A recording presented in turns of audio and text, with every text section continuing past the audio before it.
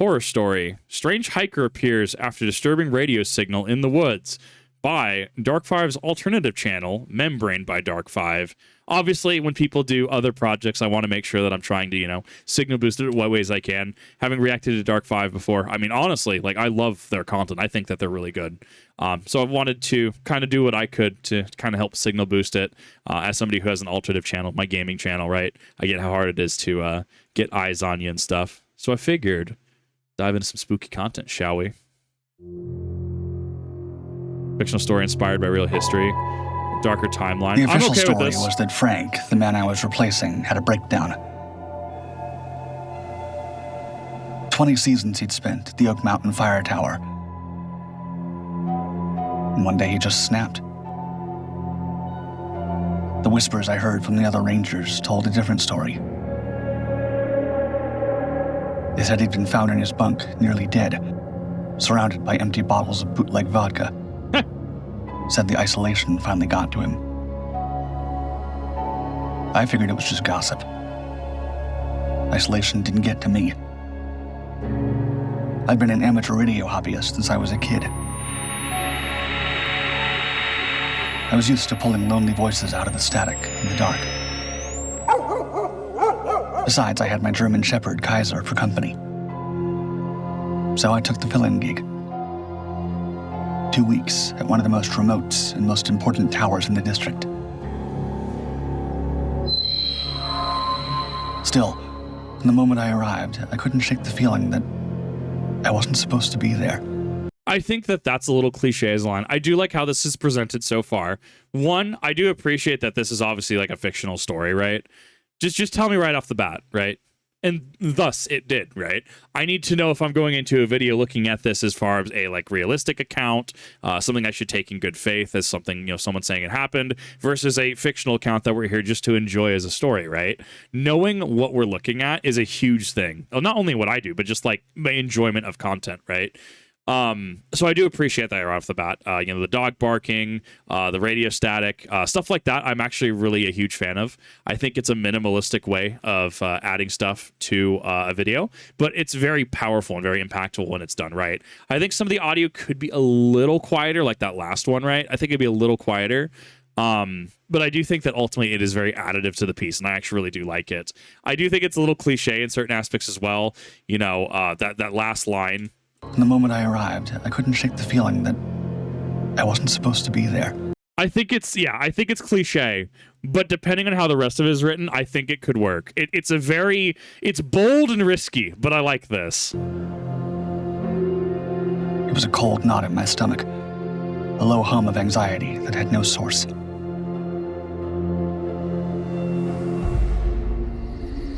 After the sun had crawled behind the peaks, the profound quiet of the wilderness set in. It was a heavy, pressing silence, the kind that makes you aware of your own heartbeat.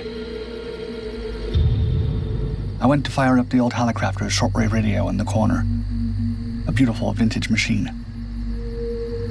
That's when I found the first odd thing. The dial was already set, tuned to a specific, unusual frequency. Frank was meticulous. He wouldn't just leave a radio humming.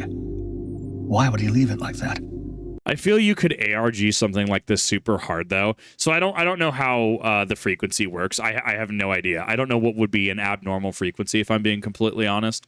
I'm assuming shortwave is over shorter distances. I'm assuming. I'm not educated on the equipment, if I'm being completely honest. But like, you could ARG this super hard, where like, I don't know. Maybe you have, I don't know, because you have to have a license to transmit, right? Like, you can't have a ham radio without some sort of license or some sort of, like, whatever. It would depend, right? What I'm trying to get at is, if this is on this specific frequency, and, like, it's a very unusual one in shortwave, right? You could have some kind of spooky sound or promotional thing going on by transmitting at in specific places. I think it'd be really cool to ARG with something like this, but obviously I feel that I would have to have people with far more experience really chime in on that and talk about the effectiveness of that, legality of that, or even, other ways on how you could do that, right? I feel it'd be a really cool way to ARG and market. I reached to change it, but then a sound came through.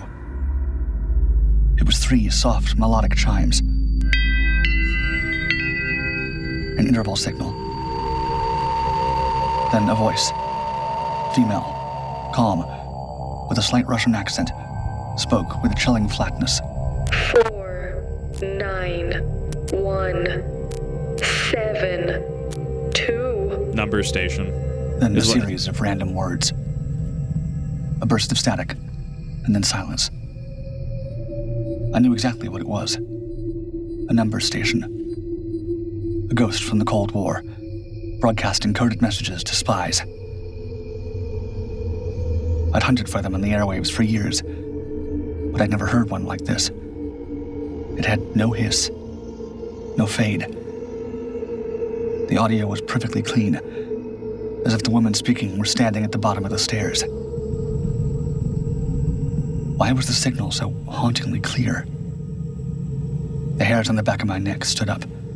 I dismissed it as a perfect trick of the ionosphere, but my curiosity was piqued.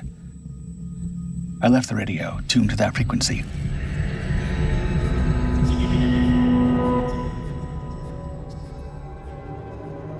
As I scanned the horizon one last time before bed, I saw a flicker of light in the deep woods. Camper, probably. Rare out here, but not unheard of. Still, I had to ask myself, what were the chances?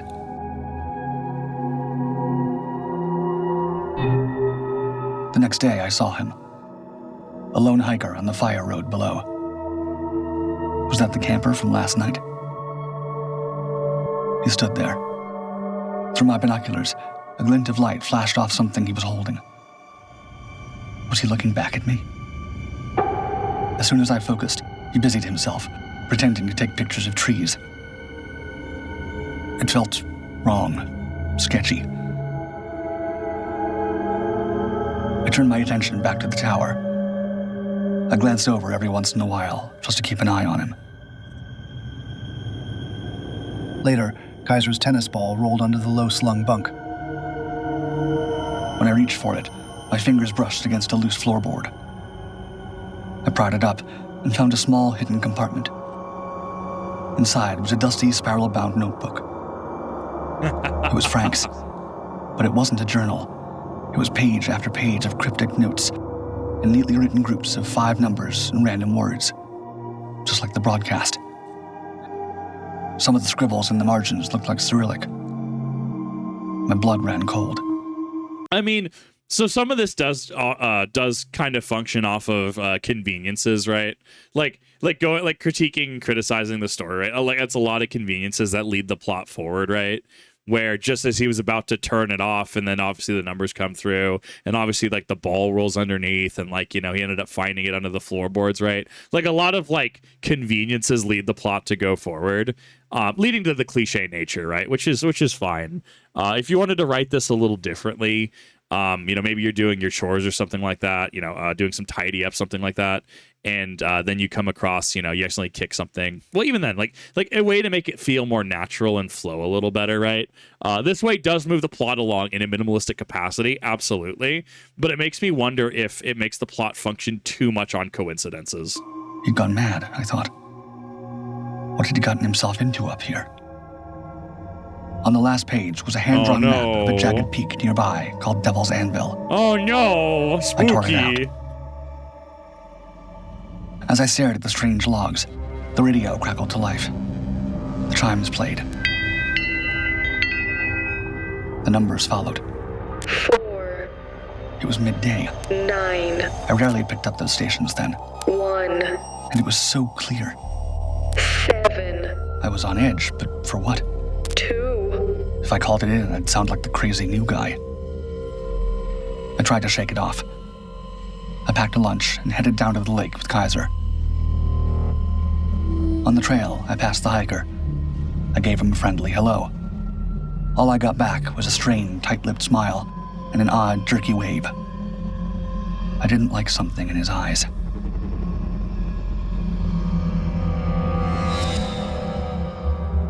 When I returned to the tower an hour later, something felt wrong. Dog. A water jug was moved an inch to the left. The logbook on the desk was open to a different page. It was subtle, but I knew. My stomach dropped. Someone had been inside.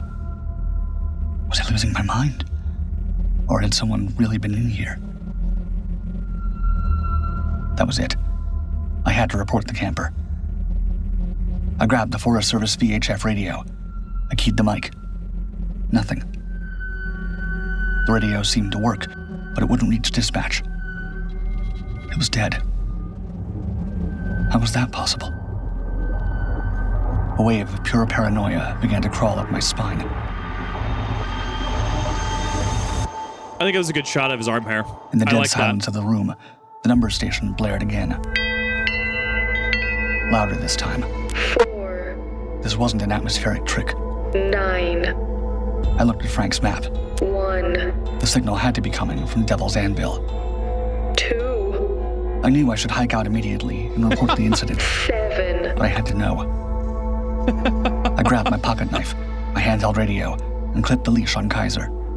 He's playing MC status. I knew that I should report this, be reasonable about this, but you know what? I just had to know. I love it. Oh, it's so good. It ticks the right notes. If I was walking into something, I wasn't doing it alone. The trail up Devil's Anvil was steep, and Kaiser strained ahead, whining low in his throat. Halfway up, that crawling sensation in the back of my neck returned. I glanced down a switchback and saw him. The hiker. He was moving through the trees below. His movements too quiet, too deliberate. He was following me. I pulled Kaiser off the trail and dove into a thicket of manzanita shrubs, my head pounding against my ribs. It was just one guy. Why was I so afraid? It was the eyes. He looked ready to do something I wasn't. Kaiser sensed something too. I clamped my hand over his muzzle to keep him quiet. The hiker walked right past our hiding spot, his head scanning the trail ahead, looking for it. I'm trying to figure, because it looks like he's getting a lot of his own establishing shots and stuff. I think it's just the angle with the hand. I'm trying to debunk if this is AI or not. The hands on this one feel a little odd, is why I bring that up. Yeah, I mean, most of these seem like they were shots that he would have gotten himself or someone would have gotten for him, right? Like, a lot of these are set up in ways that are pretty reasonable and realistic, right? I don't know. This one specifically is kind of sticking out to me. It's the hand. Dramatic faces at times. I think it fits, though, right? Because this is supposed to be cliche and campy. He stopped and slowly turned his head toward the thicket, reaching for something hidden in his belt. My ears began ringing. I was holding my breath without realizing it, but I couldn't give in to the urge to gasp. His hand slackened. Only a lizard running across the path. He turned around and proceeded back down the trail. Lizard. Had he seen us? No going back now. The only way was up. I think this does actually play really well into the trope of the enemy or the big bad kind of following you, right? Think like Mr. X from Resident Evil 2, Nemesis Resident Evil 3. Think like the Hunter from Dead Space, the Ubermorph from Dead Space 2, right? How you have the thing that just kind of follows you around. It makes me wonder how far back those roots go. I'm assuming those go back to maybe like older slasher films, right? I don't know what the inception of the big bad kind of following you and pushing you forward would be. I think that this is kind of adjacent, right? After he was gone, we continued on, moving as silently as possible.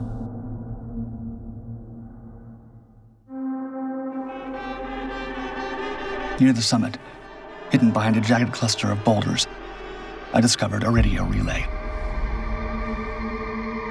A small camouflage box anchored deep into the rock, with a long, narrow Yagi antenna protruding from its side. But the antenna was warped and twisted, bent sharply by fallen rocks. It wasn't aimed at the horizon. It pointed straight back at my tower. The panel bore fresh tool marks. Someone had been here recently. A cold realization washed over me, tightening like a grip around my chest. The summit wasn't the source of the broadcast. It was a reflection. The broken antenna acted like a mirror, redirecting the signal straight back to where I'd started. The broadcast came from the tower itself. Amazing. But why? And more unsettling, who had set this up? I had to get out. We raced back down a narrow trail that skirted a steep drop-off. I rounded a sharp corner, and he was there. The hiker, blocking the path, holding a heavy wrench. Man, it's a good thing that you have a steep drop-off that you could definitely funnel him down. Would be pretty fun. Head smudged with graphite. He said nothing.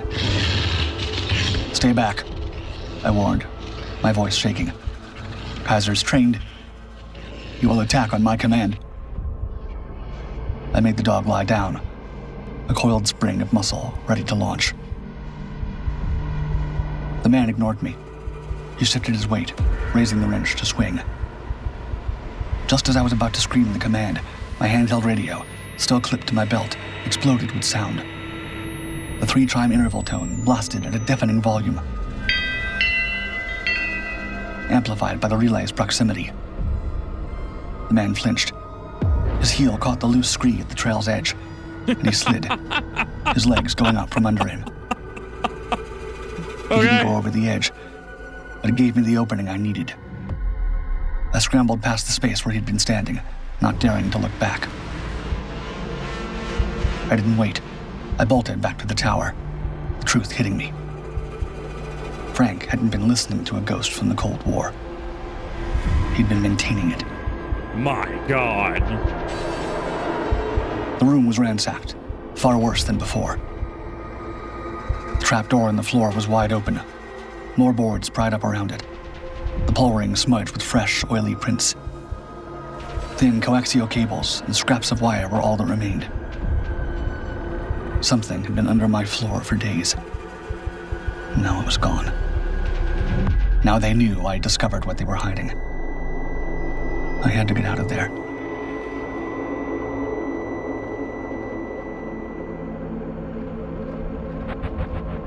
I didn't wait for first light. So this sounds like we're going to Act 3 at this point, right? I just hiked. The next few hours were a blur of adrenaline and fear, stumbling through the increasing dark with Kaiser at my heels, the pieces of the story swirling in my head. By the time I staggered into the ranger station, the sun was up, and I was babbling a story they would never believe. The only proof I had was the crumpled map I'd torn from Frank's journal. To them, it was just the meaningless doodle of a man who'd lost his mind to bootleg vodka. I guess, yeah, it being specifically bootleg vodka, right, would have been the early tell, right? It would have been foreshadowing to Cold War, right, potentially. They sent a team up to investigate. Of course, they found nothing on the peak. A few metal shavings, a lost screw in the rocks. Could have been anything. They blamed the mess in the tower on teen vandals, saying they must have looted the emergency gear Frank kept under the false floorboards after he left. Their explanation was too neat, too quick. They shut me down and refused to investigate further. They looked at me with a kind of practiced pity, the way you look at a drunk or a madman. Was it just easier to believe I was crazy than to confront what was really out there? For some people, yeah. Or was it something more? Were they just closing a report? Or were they closing a loop? I knew what really happened. And the more I thought about it, the more I wondered if they did too. I never went back. But sometimes late at night, when the air is still, I scan the shortwave bands. Last night, I found it. The same 3 chimes, the same crystal clear signal. Then a voice, 4, low and gravelly, 9, read the numbers. 1, 7, 2. At the end of the coded message, the voice added something new. 3 words: devil, anvil, Kaiser.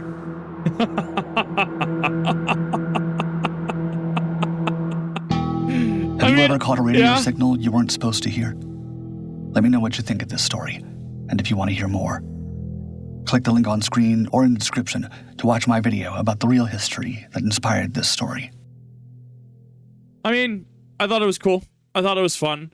I thought it was a really cool way to do some sort of fictional story, right? I thought it was honestly really cool. I don't normally watch a lot of this fiction. I really don't usually dive. I usually go for like, true accounts, quote unquote, right? So it was actually kind of interesting to be able to kind of look at it from just the actual, like, okay, let's judge this as a fictitious piece, right? Definitely was a little campy. Definitely a little, what's the word I'm going for? I literally said it earlier on. Cliche. Little cliche. Definitely some luck, conveniences that push the plot forward early on in Act 1. Act 2, I love that it built up to the encounter, the amplified noise, right, staggering the man and getting away from him, right. I thought it was cool. I thought it was a cool way to write this. I thought it was a really interesting way of ending it as well, because there's obviously the lingering devil mountain Kaiser, or devil anvil Kaiser, right. I thought it was cool. That was a cool way to end this. But if you enjoyed this, I, of course, have made sure to leave this in the description for you. As always, link in the description for this. I thought it was really cool. You should definitely go check them out. And hopefully you had a lot of enjoyment out of this with some Spooktober fun. And I will see you all in the next one.